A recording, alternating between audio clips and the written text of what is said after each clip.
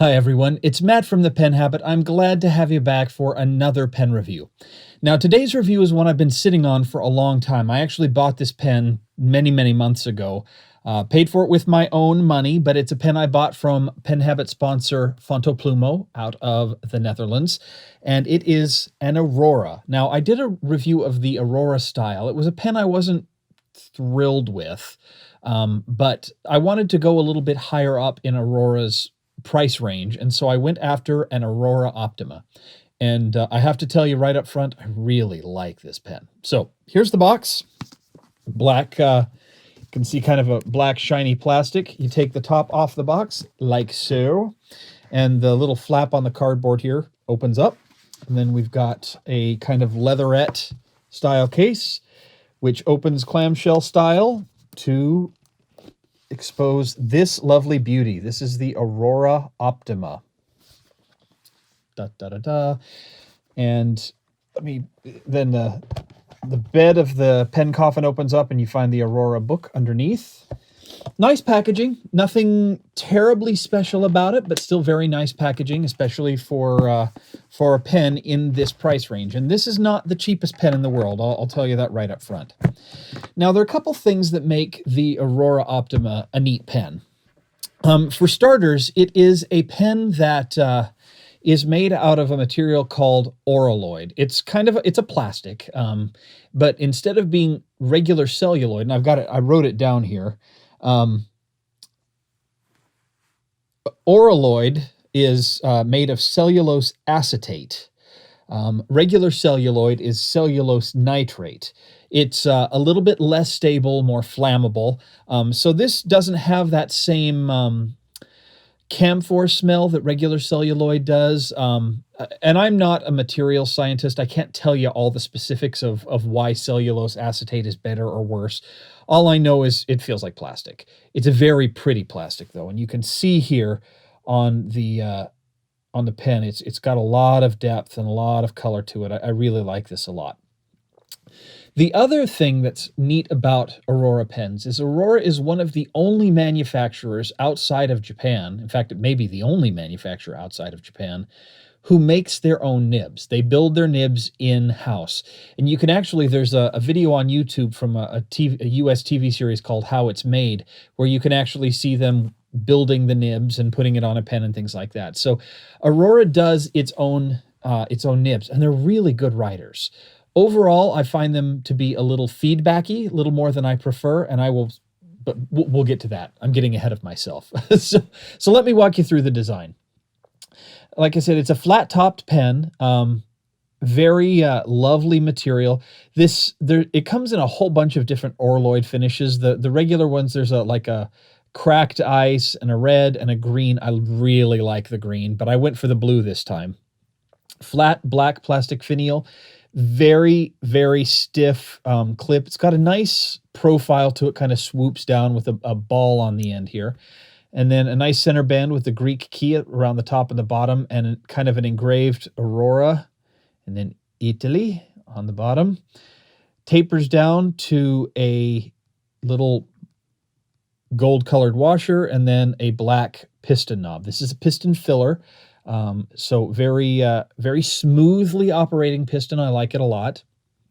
When you take the cap off, let's do the test here. So it's 1.5 turns to get the cap off. So that's nice. You've got this very long section, which I love. I love the shape and size of this section. It is one of the more comfortable pens I own to hold. I really like this section a lot. Got a nice ink window here. To see your ink levels, and it's completely clear, so you don't have to worry about that too much. Then you get to this lovely nib. This is a 14 karat gold nib, kind of scrolly design on the face. It has very pointed, broad shoulders, which I find a little unfortunate because it doesn't give you much line variation or bounce. With a 14K nib, if they shave this back a little bit, you could get, the tines would feel a little bit longer. You could probably get a bit more bounce to it. But I will say it is a spectacular writer. And then there is the feed here. And I believe this is an ebonite feed. I didn't research that ahead of time, but I'm fairly certain this is an ebonite feed. At least according to the How It's Made video, they use ebonite to make their feeds. Really, really lovely, lovely pen. Excellently built, feels very solid. Like I mentioned, the piston mechanism is super smooth. The threads are super smooth. It just feels like a well-built writing instrument. Very, very well-built writing instrument. If you like the material, which I happen to love on this pen, I think you'll like the Optima a lot. Now, it's not the longest pen in the world. So let me show you some comparisons, because this is one of the things that's a little weird about the pen. So some other well-known pens. Here's the Pilot Metropolitan. So it's a short pen, you can see, but a little bit chunkier. Here is the Lamy All-Star. For comparison, the TWSBI Eco, and just for fun, the Mont Blanc 149. So you can see it's certainly got a fair bit of girth, especially around the center section here, but it's quite a bit shorter.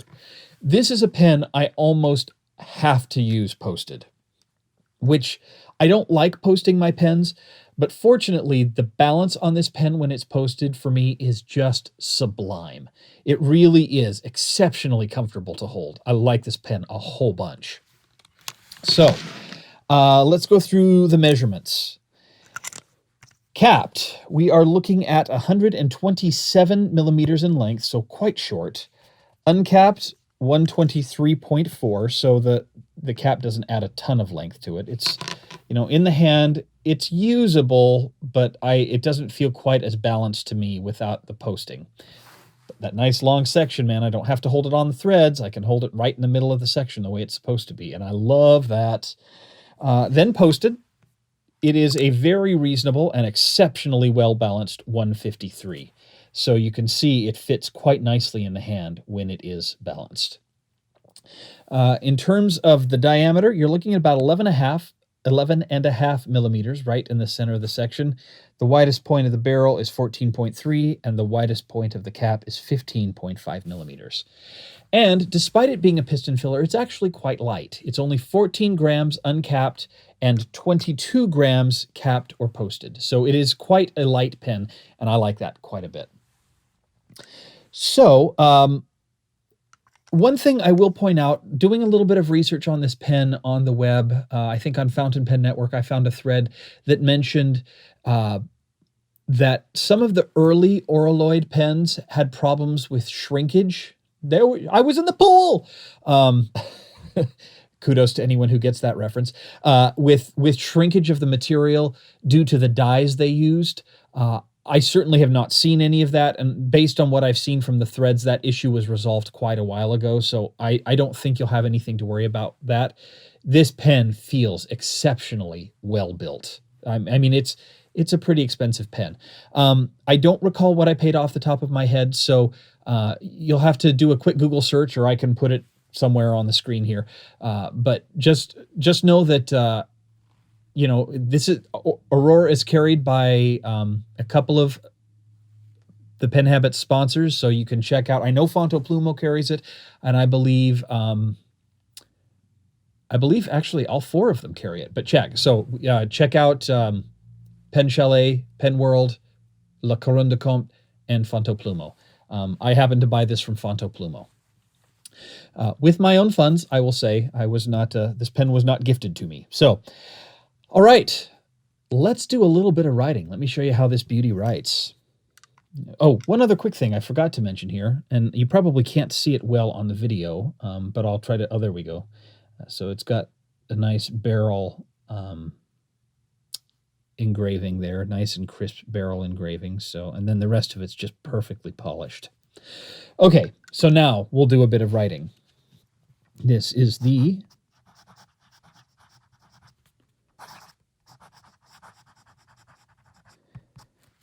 and you can probably hear on the video or on the audio channel, this pen is pretty noisy. Aurora nibs, from what I have heard, tend to have a lot more feedback than other nibs. Aurora doesn't polish their nibs a ton. So if you get a pen and you don't like a pen with a lot of feedback, You're probably going to have to polish the nib a little bit. Check out the third volume, or the third video in my Adjusting Your Fountain Pen Nib series on how to polish your nibs. I wanted to do this video with the nib as it was, but basically as soon as the video's done, I'm going to go polish the nib and make it a little bit smoother, because that's just my personal preference. Anyway, the Aurora Optima, we have a 14 karat gold nib made in-house by Aurora, which is quite unusual in the fountain pen industry. The ink is J. Urban Eclat de Saphir. Really nice, rich, bright blue ink. And we're on a Rhodia dot pad. So here is your quote.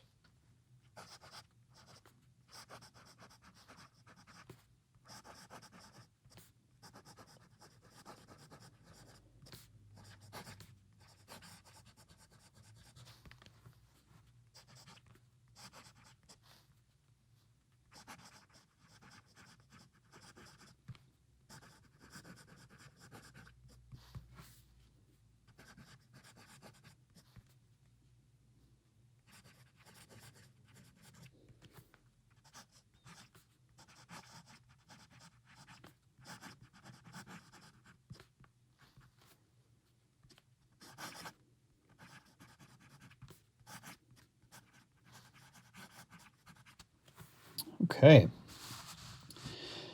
Really, this pen has just been a superb writer from the day I got it.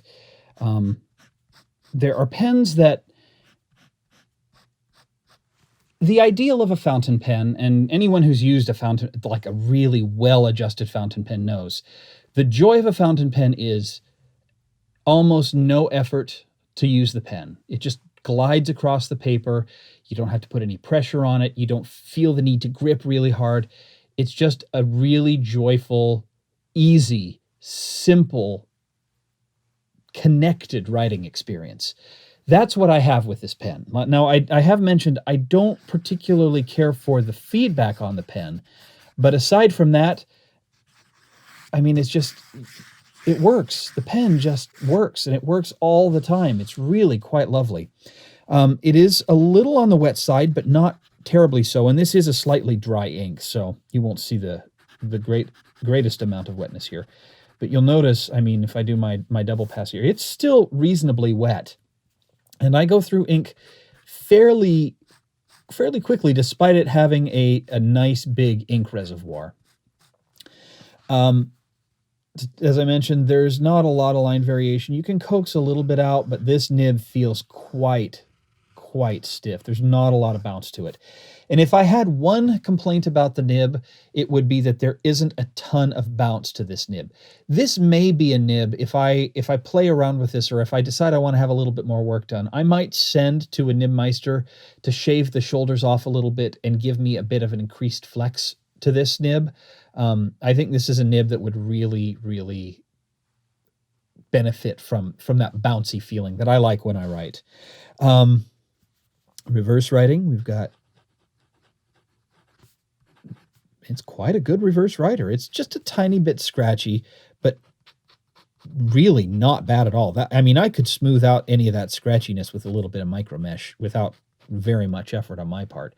So really quite a good reverse writer. I would say in terms of line width, it does tend to run a little on the narrow side for a medium, for a Western medium anyway, but certainly not terrible. And I do tend to death grip my pens a little bit, and when I do death grip them, I tend to spread the tines a bit and get a slightly heavier line. It's something I've been working on since I started using pens, but I haven't quite figured it all the way out yet. So anyway, that should do it for this review of the Aurora Optima Auroloide in this beautiful blue Auroloide finish. I like this pen. In case it's not clear, I really like this pen. One of my better writers, one of the most comfortable pens, superb balance in the hand, beautiful Italian finish, there's just a lot to really, really like about this pen. I certainly have every intention of getting more of these. I particularly would love to get my hands on one of the green Auroloide. There's a really beautiful, I think it's called a Blue Mare. It's a little turquoisey for me, but I know I think Aziza of Gourmet Pens got a hold of one of those. Beautiful finish.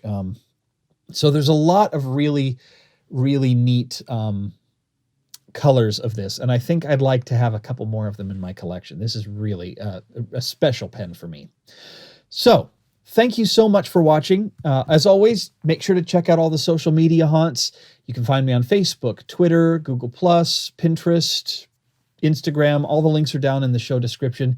If you have any questions or comments, leave them down in the comment section below on YouTube, or if you're watching on Pen Habit, which I always encourage people to do, leave your comments over there. I try to respond as quickly and as often as I can. And as always, we'll see you here next time on the Pen Habit. Bye.